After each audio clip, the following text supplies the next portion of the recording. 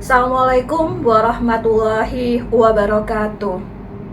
Pertama-tama, marilah kita panjatkan puja dan puji syukur kehadirat Allah Subhanahu wa Ta'ala yang telah memberikan rahmat kepada kita semua, sehingga pada kesempatan kali ini kita dapat bertemu dalam kegiatan double track di SMA Negeri 1 Maron.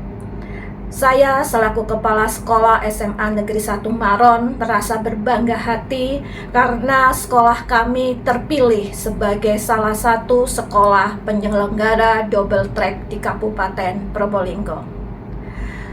Kegiatan double track ini tentunya memiliki sisi positif yang akan dapat mendukung dalam menggali kemampuan siswa di SMA Negeri 1 Maron.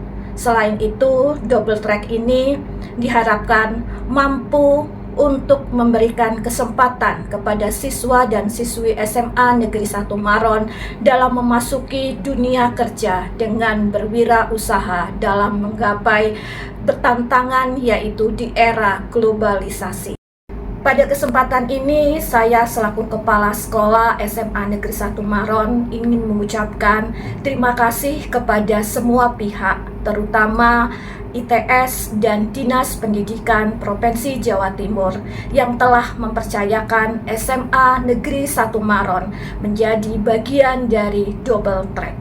Semoga apa yang kami lakukan ini membawa dampak perubahan terhadap anak didik kami. Akhir kata, wassalamualaikum warahmatullahi wabarakatuh.